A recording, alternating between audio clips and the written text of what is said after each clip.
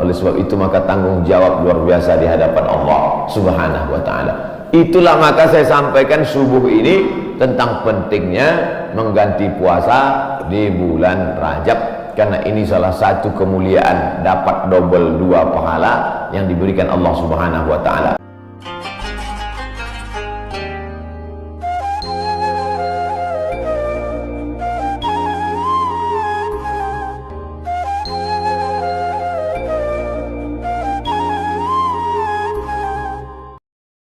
Ada 4 bulan yang mulia, salasun mutawaliyatun, 3 bulan berturut-turut, Zulqa'dah, Zulhijjah, Muharram. 1 terpisah, ma baina Jumada wa Sya'ban, terletak antara bulan Jumadil Akhir dan Sya'ban, itulah dia disebut dengan bulan Rajab.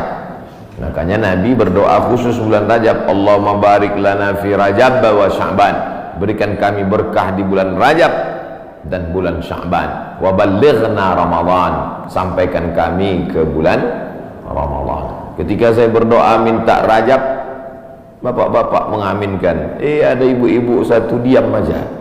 Ibu kenapa enggak mengaminkan? Saya sudah dapat Rajab. Rupanya nama suaminya Pak Rajab.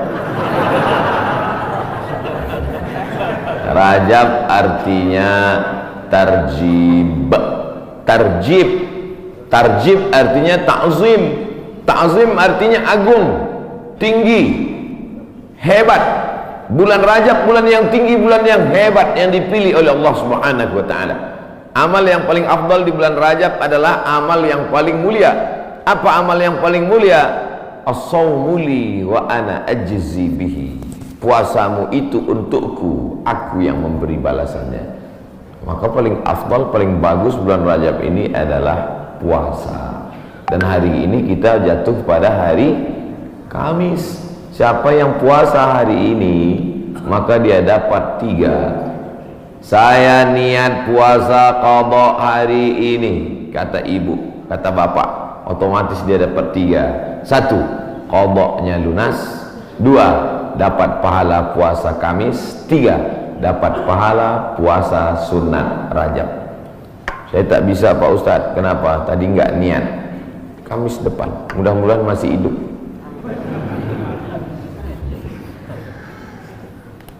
Kenapa Ustaz cerita qadha di bulan Rajab? Karena yang kemarin mau diqadha Ramadan tahun lalu belum jadi mengqadha. Faman kana minkum maridan, siapa yang sakit, au ala safarin atau musafir, fa'iddatum min ayyamin ukhar, ganti di hari yang lain. Ramadan kemarin ada tinggal puasanya, ketika mau diganti di bulan Syawal tidak jadi. Pernah pas mau diganti tidak jadi. Kenapa? Kue hari raya nggak habis-habis.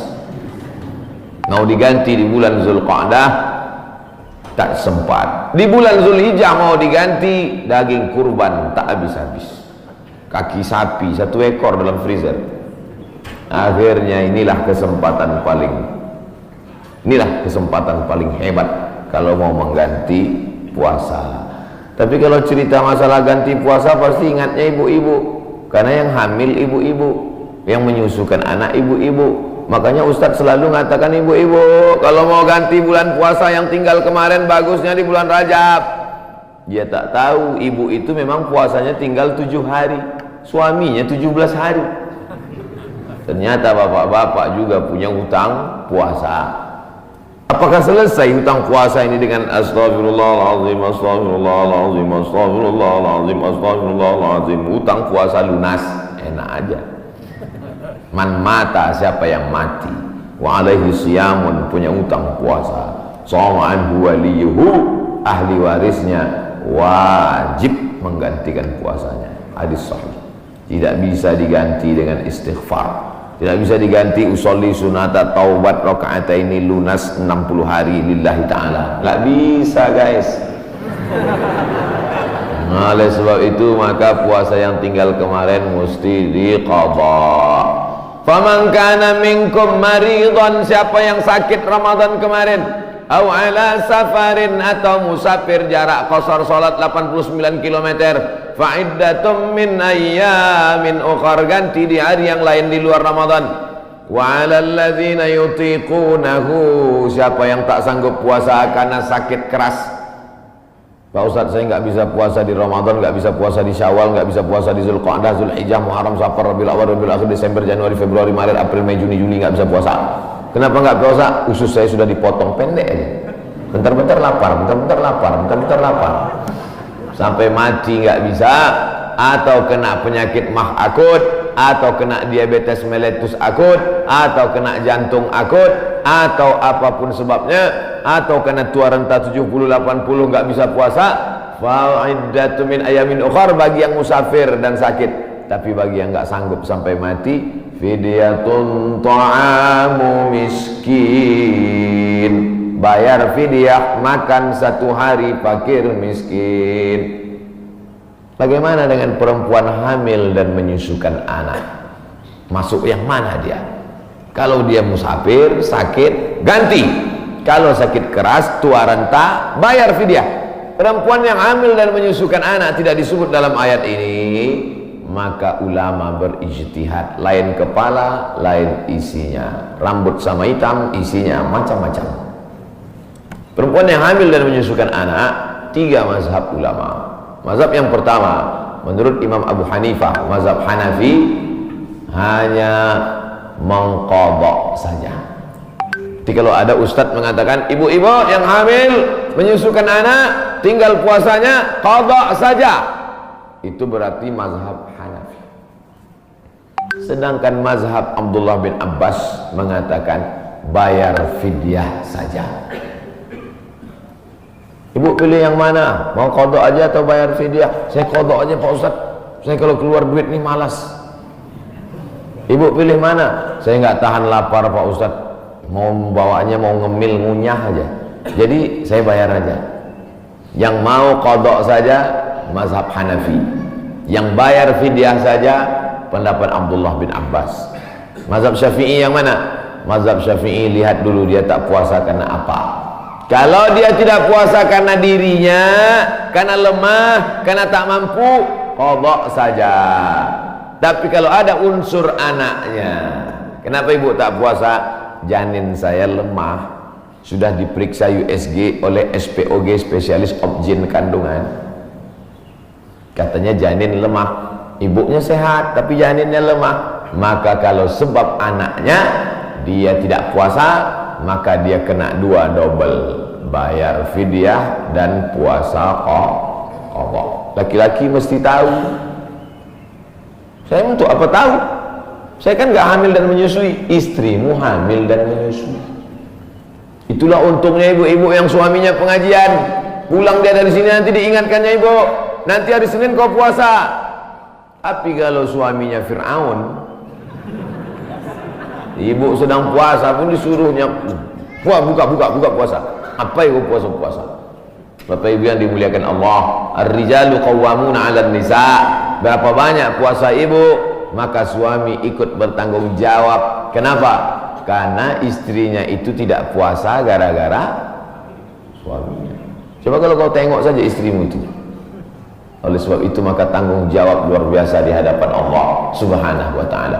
Itulah maka saya sampaikan subuh ini tentang pentingnya mengganti puasa di bulan Rajab, karena ini salah satu kemuliaan, dapat double 2 pahala yang diberikan Allah Subhanahu wa ta'ala. Masih ada kesempatan 13 hari lagi.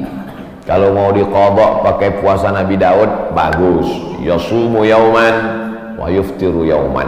Puasa ini bagus karena saluran darah kita ini mampet. Saluran darah ini sama seperti saluran air, karena di dalamnya banyak lemak-lemak, banyak kolesterol, akhirnya tersumbat. Coba hidupkan keran air kencang, tapi pipanya digulung. Kerannya kencang, pipanya digulung. Apa yang terjadi? Pam, pecah pembuluh darah. Oleh sebab itu salurannya mesti bersih. Bagaimana membersihkan saluran air? Ada serbuk yang menghilangkan minyak-minyak. Bagaimana cara membersihkan saluran darah? Maka bakteri-bakteri, kuman-kuman, penyakit-penyakit, kolesterol bisa habis bersih. Kenapa? Diri memakan diri sendiri. dengan menahan makan minum selama dari pagi sampai petang. Makanya orang kalau cek darah dia nggak boleh makan minum.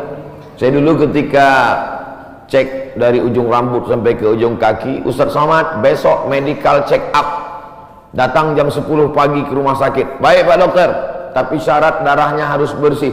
Gimana cara membersihkan darah Pak Dokter?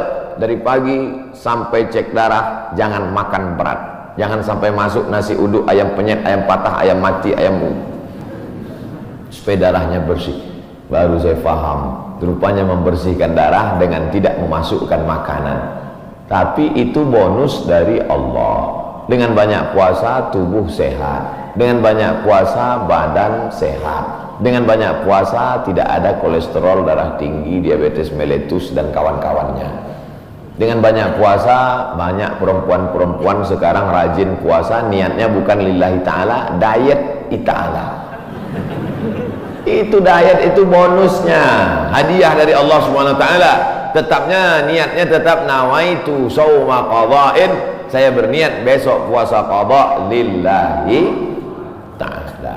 Adik-adik mahasiswa, mahasiswi bagus banyak puasa, hemat belanja. Bagus puasa.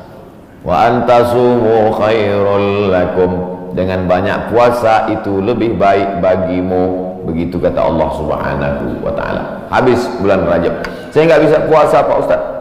Kenapa kau tak bisa puasa? Dokter ngasih tahu Bapak jangan puasa, kalau puasa mati. Jangan puasa. Ngadu si bapak ke ibu, Bu, tadi dokter ngasih tahu saya nggak boleh puasa. Kenapa Bang? Karena kalau puasa mati. Abang mati aja lah. Tak boleh pilih mati. Kalau pilih dua, antara sakit atau mati, tidak boleh pilih mati. La tulqu bi aydikum ila tahlukah. La tulqu bi aydikum ila tahlukah. Jangan jerumuskan dirimu ke dalam kebinasaan. Maka jangan memilih mati daripada puasa. Kita diberi keringanan oleh agama Islam. Saya mau mengisi bulan ini Pak Ustaz, tapi puasa nggak sanggup. Banyak-banyak sholat sunnah. Sholat sunat wudu. Usolli sunnatal wudu raka'ataini lillahi ta'ala. Bilal, sini. Ada apa ya Rasulullah? Sami'tu dafana alaika baina yadayya fil jannah. Ku dengar suara gesekan sendalmu dalam surga. Bilal, kedengaran suara sendalnya dalam surga. Kresek, kresek, kresek, kresek, kresek. Sendal kalau digesekkan ke tanah berbunyi kresek, kresek. Apalagi sendal baru. Kresek, kresek. Bilal, aku dengar suara gesekan sendalmu dalam surga. Apa amalmu Bilal? Kata Bilal, aku tidak pernah meninggalkan sholat sunat wudu.